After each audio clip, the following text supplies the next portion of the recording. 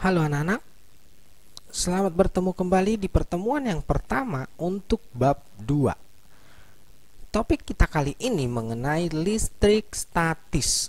Pada topik listrik statis ini, kita akan mempelajari bagaimana perilaku dari muatan yang sedang dalam kondisi diam. Untuk hari ini, kamu mendapat tugas keterampilan yaitu mengamati suatu percobaan fisika dan kamu harus membuat sebuah laporan dari hasil pengamatan terhadap percobaan ini. Jadi, ini adalah tayangan video yang bisa kamu gunakan untuk membuat laporan dari hasil percobaan. Dalam video ini, kamu disuruh mengamati interaksi antara benda-benda yang bermuatan listrik.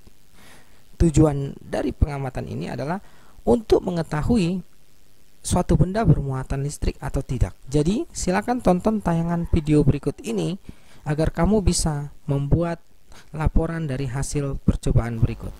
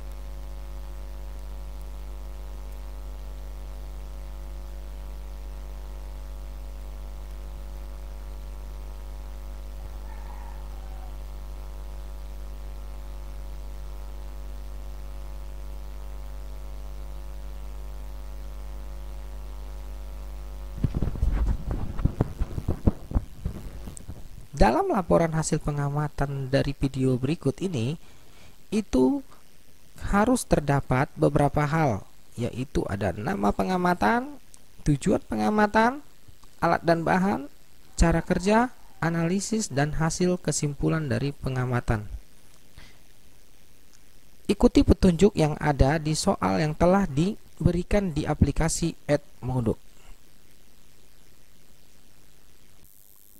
Baiklah, kita lanjutkan topik kita mengenai gaya Coulomb. Gaya Coulomb adalah interaksi antara dua buah muatan listrik yang terpisah pada jarak tertentu, di mana interaksi antara dua muatan tersebut bisa menghasilkan gaya tarik-menarik dan tolak-menolak. Untuk gaya tarik-menarik itu terjadi apabila ada dua buah muatan yang berbeda jenisnya bertemu pada jarak tertentu. Sementara gaya tolak-menolak akan terjadi apabila ada dua buah muatan sejenis yang terpisah pada jarak tertentu. Bisa kita contohkan seperti gambar berikut. Secara matematis, persamaan gaya Coulomb dinyatakan sebagai F, di mana F adalah K dikali Q1 kali Q2 per R kuadrat. Ini adalah keterangan dari variabel-variabel rumus tersebut. Contoh soal. Tiga muatan listrik identik ditempatkan seperti pada gambar di samping. Jika besar Q1, Q2, dan Q3 itu sama, masing-masing sebesar Q, dan jarak antara Q1 dengan Q2 sama dengan jarak Q1 terhadap Q3 sebesar R. Tentukan besar resultan gaya listrik yang dialami oleh muatan Q1. Untuk mengerjakan soal ini, kita harus tahu konsep gaya listrik. Gaya listrik adalah besaran vektor, sehingga konsep vektor berlaku untuk mengerjakan soal ini. Tolak, menolak. Sementara antara Q1 dan Q3 terjadi gaya tolak menolak pada Q1. Nah, karena sudut yang terbentuk sebesar menolak, sementara antara Q1 dan Q3 terjadi gaya tolak menolak pada Q1. Nah, karena sudut yang terbentuk sebesar 90 derajat, maka kita bisa menggunakan persamaan Pitagoras untuk mengerjakan soal ini. Berarti F1 adalah akar dari F1 kuadrat ditambah F1 kuadrat. Kita masukkan nilai F1 2 dan F1 3 nya ke dalam persamaan, kita peroleh hasil seperti ini. Kemudian kita masukkan nilai dari data yang tertera, diperoleh hasil seperti ini. Kita sederhanakan sehingga membentuk persamaan akhir seperti ini. Mengenai kuat medan listrik, perhatikan gambar berikut. Ada dua benda bermuatan listrik. Yang pertama itu bermuatan listrik positif, dan yang kedua ini bendanya bermuatan listrik negatif. Nah, ketika benda bermuatan, maka benda tersebut akan memiliki area yang apabila ada benda lain atau benda bermuatan lain diletakkan mendekati benda tersebut, maka akan terjadi interaksi gaya. Jadi daerah tersebut disebut medan listrik.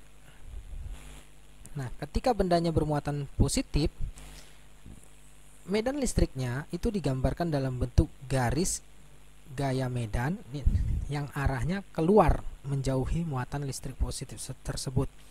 Nah, begitu juga dengan muatan negatif, maka dia akan memiliki area medan listrik di sekitarnya, di mana area medan listrik ini digambarkan dalam bentuk garis-garis medan yang arahnya menuju ke muatan negatif.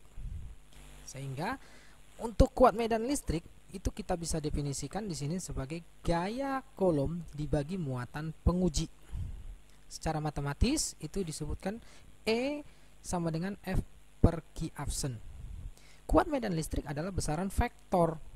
Berarti untuk soal-soal nanti dalam pengerjaannya konsep vektor berlaku untuk kuat medan listrik ini. Nah, ini adalah turunan dari kuat medan listrik ketika gaya kolomnya kita ganti persamaannya sehingga terbentuklah persamaan yang ini. Untuk keterangannya kamu bisa lihat di situ. Contoh soal. Dua benda bermuatan listrik masing-masing plus Q1 dan plus Q2 berjarak 6 cm satu sama lain. Jika kuat medan listrik di suatu titik berjarak 2 meter dari Q1 bernilai 0, maka perbandingan antara Q1 dan Q2 adalah, ini adalah pertanyaannya. Nah, untuk pengerjaannya kita ingat kuat medan listrik ini adalah besaran vektor. Jadi pertama kita gambar dulu. Ini adalah muatan Q1 nya, kemudian ini muatan Q2 nya terpisah pada jarak 6 cm. Lalu ada muatan lain yang berjarak 2 cm dari muatan Q1. Berarti jarak muatan lain ini terhadap Q2 itu selisihnya 6 kurang 2, berarti 4 cm. Nah, kemudian kita gambar vektor yang bekerja pada muatan uji ini. Yang kuning ini adalah muatan penguji. Muatan penguji biasanya kita gunakan muatan positif. Berarti kalau ada muatan positif dengan Q1, maka akan terjadi interaksi yang arahnya tolak menolak. Nah, kuat medannya itu kita bisa gambarkan menjauhi Q1. Sementara antara muatan uji, muatan yang berwarna kuning ini dengan Q2 itu terjadi interaksi sama-sama positif. Berarti kuat medannya vektornya ke arah menjauhi Q2. Nah, dari sini katanya nilai selisih dari E1 dan E2 ini dengan E2 ini adalah 0. Berarti dengan menggunakan konsep vektor kita tahu E1 tambah E2 itu harus bernilai 0. Sehingga kita rubah bentuk persamaannya menjadi seperti ini. Lalu kita masukkan ke rumusnya. Nah, berarti E1 itu adalah K Q1 per R1 kuadrat sama dengan E2-nya K Q2 per R2 kuadrat. Lalu kita masukkan nilai-nilainya. Q1-nya tetap Q, R1-nya menjadi 2 cm, kita kuadratin. Q2-nya tetap Q2, lalu R2-nya 4 cm kuadrat. Lalu kita hitung, diperolehlah perbandingan Q1 per Q2, nilainya hasil akhirnya menjadi 1/4. Nah, berikutnya untuk materi yang ini adalah menjadi tugas kalian. Jadi silakan dibaca buku paket halaman 43 sampai 50. Di situ terdapat beberapa topik, yaitu mengenai hukum Gauss, kemudian ada energi potensial dan potensial listrik, dan mengenai hukum kekekalan energi mekanik dalam medan listrik. Silakan ini dibahas, dibaca ya.